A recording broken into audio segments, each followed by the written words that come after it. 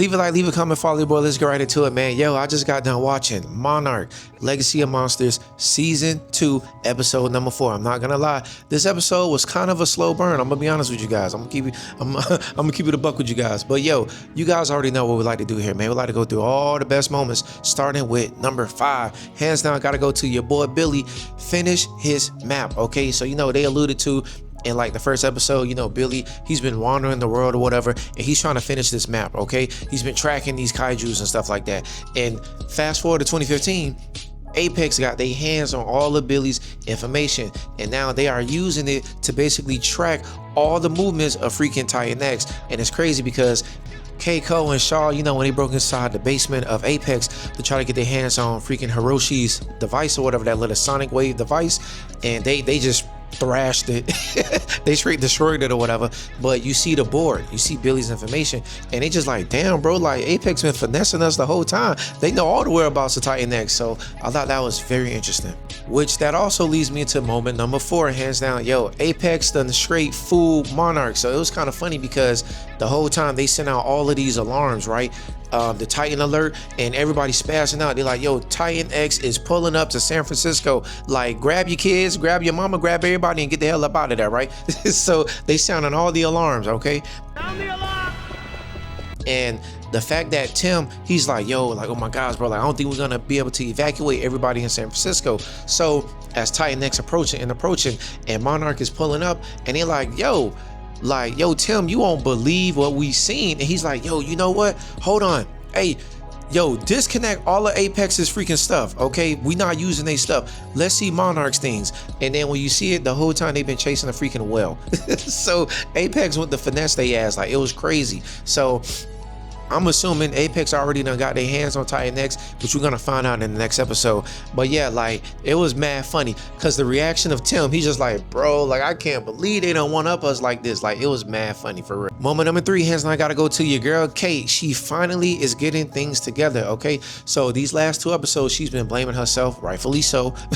She did release Titan X, but you know, she's feeling down in the dumps, right? She's upset, but she had, let's say, like a reawakening, because when she was walking out there in San Francisco, and I think one of the parents, one of her students, her former students, pulled up and was like, oh my god, like yo, how you been? Thank you so much. If it wasn't for you, my son, he wouldn't be a teenager to this day. And honestly, that was the right thing and the right message for her to receive, because it basically jogged her. She's like, man, you know what, let me get shit together. All right, I need to pull up on my crew, on my gang, and we need to get rid of Titan X. We need to figure out what is the next steps of us doing.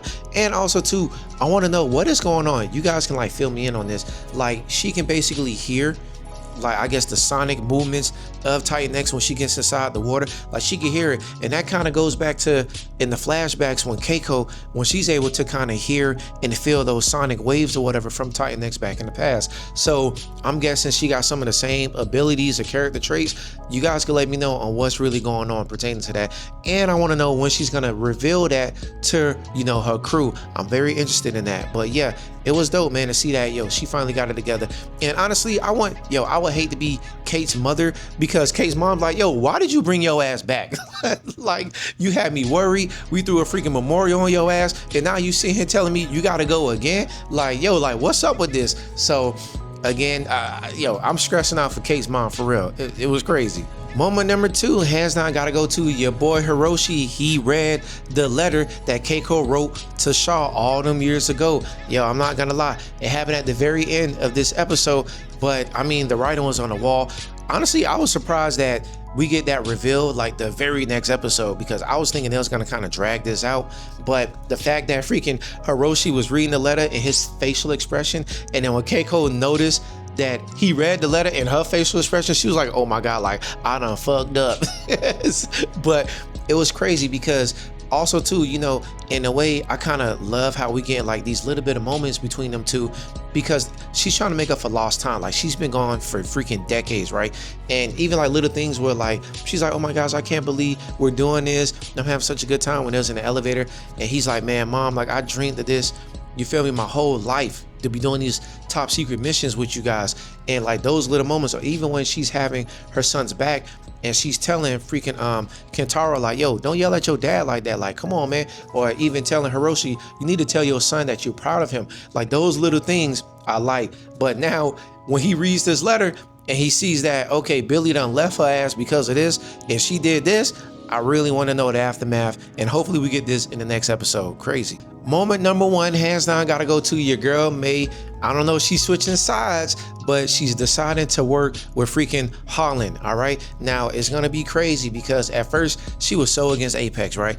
Now you know she's supposed to be the mole, but when Holland took her downstairs and was like, man, look what we doing. We out here domesticating kaijus, okay? And she's like, yo, this another one of your sick little tricks that you're doing. She's like, no, this ain't nothing sick about this. We trying to coexist with these things, all right? And guess what? Your code is the one that cracked everything, all right? We need you.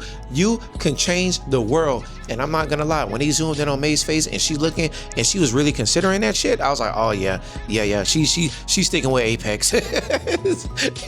And even before that, when she went back into the room and what it was, Keiko and Hiroshi's like, yo, May, like open the door, like hurry up. I feel like she kind of took a while to even like, you feel me, pass a little code in so that they can go inside the room or whatever, right? So right then and there, I'm like, oh man, like she's sticking with Apex, bro.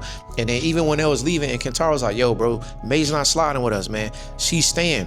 So it's very interesting to see like how deep she's really gonna get with helping Apex out on freaking trying to domesticate kaijus. And will those, and like also too, like will that view of what she's trying to do, will that go against what Keiko believes in? Because you know she's all about helping the kaijus and everything and saving them.